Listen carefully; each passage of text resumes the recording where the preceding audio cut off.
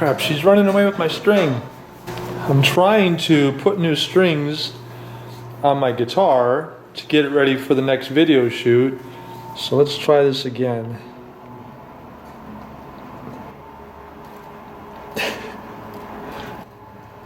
Apparently she likes B strings. Hey everybody, welcome to nextlevelguitar.com. I'm Greg Smith, and today's lesson is going to be about repeating guitar licks. In the jam and the intro of the video, I played a couple different variations. Now the cool thing about this lick is it's the same finger pattern, and you can move it up and down the fretboard and it sounds like you're really flying. Today I'm using 3 different E minor scales. Here's the first scale. Lick number 1 is played on the B and the G string of that scale.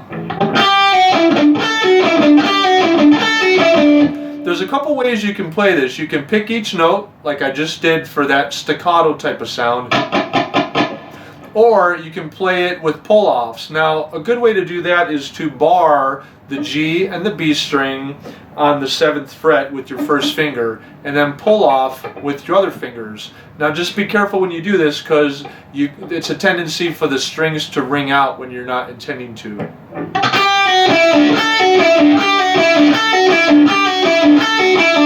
Now a way to keep the strings from ringing out is to use your palm to try and lightly mute the strings by just moving your hand from the bridge saddle onto the strings slightly. So that's a good way to keep the strings from ringing too much.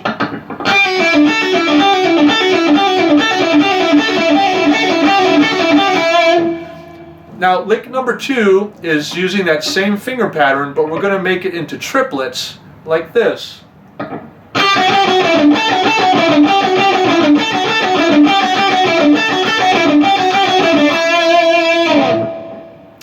Now, moving up to the next scale, E minor scale.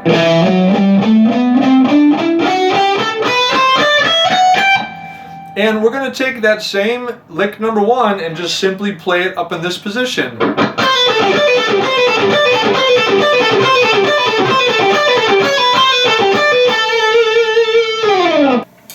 Here's the 3rd E minor scale that we're using. Alright, now the thing with this scale position is it's a little bit different pattern than the other positions. On the other positions you could simply bar with your first finger and do pull-offs. But up here it's a little bit different, because the G string is on the 16th fret and the B string is on the 17th fret. So here's what it would sound like if you tried to play that pattern. It's hard to play it fluid. So what I did is incorporate the triplet pattern into that, and it's a little bit easier to play fluidly.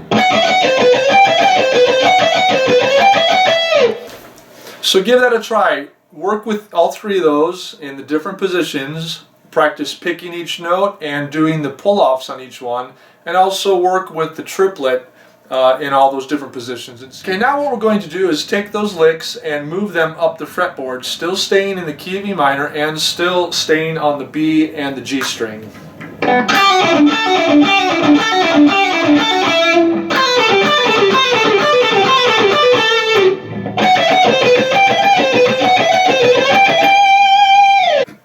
Here's the last lick for today's lesson. We're going back to the first scale position that we used earlier, and we're on the 7th and 10th fret of the high E string and the 8th fret of the B string. And here is the lick. That's pretty much it. Of course we're going to add a little bit to it, but that is the lick.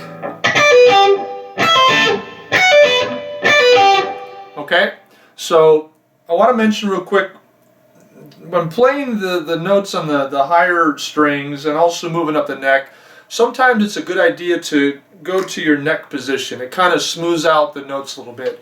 Here's an example. I'll play both with the bridge and then the neck. So here's the bridge pickup.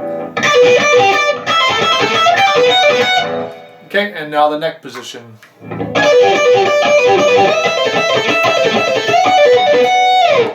Okay, so let's break down the licks and I'll show you exactly what I'm playing. Here is the complete lick.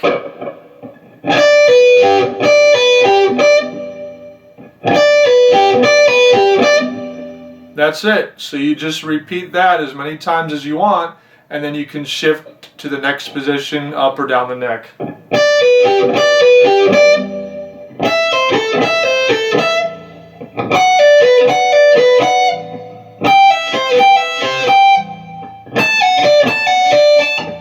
And then when you play it quicker, it sounds more fluid and it sounds like you're really going quicker than you really are.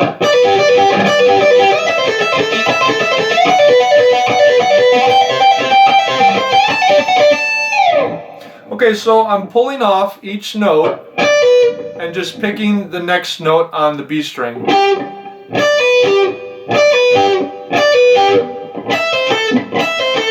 And that's all there is to it. One trick though is with my first finger on the E string, I'll slightly touch the B string. With the tip of my finger, I'll slightly touch the B string. That way it keeps it from ringing when I play that note on the B string. So just experiment with finding that spot where your finger can kind of deaden the B string from ringing out.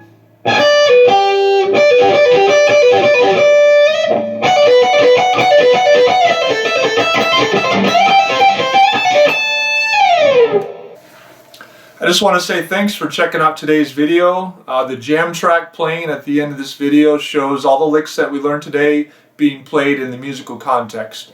And as always, if you liked the video, hit the like button, leave a comment, or better yet, subscribe to our channel. This is Greg from nextlevelguitar.com, and we'll see you next time.